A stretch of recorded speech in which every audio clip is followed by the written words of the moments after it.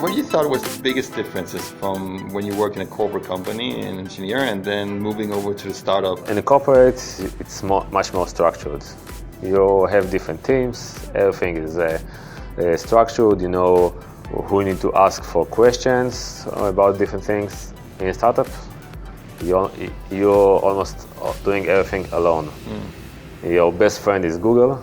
You need to learn a lot, take responsibility about everything, from the infrastructure to databases to a UI, provide a great UX experience. So it's like one-man show about everything. What type of people is usually more fit for a startup company, and what kind of people are more fit for working in a corporate company?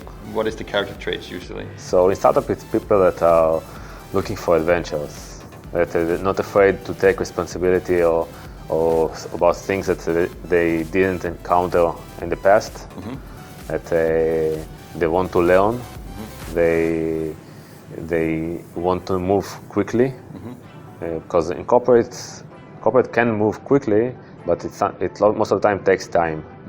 You got a lot of meetings, a lot of approvals. In startup, every time we see something new that we need to do, we decide very quickly how we should do it. So that's the benefit of working for a startup. You can affect the decisions, affect big decisions in a startup, the direction of the startup, how things are built, how things will progress. The disadvantage, it's less stable. You are in a risk that maybe tomorrow the startup will close. Maybe there will be problems. It's a very risky environment in terms of stability. In corporate, you have the benefit of stability, working with big clients from day one. The disadvantage is if you're not a big boss in the corporate, your effect in the business is very limited. What about in terms of like development as a software developer, like professional development? Yeah, it's a good question. When you work for a startup, because you see and oversee a lot of systems, a lot of aspects of the system, you get exposure to many technologies. Sometimes it's things that you won't be exposed when you're working for a corporate.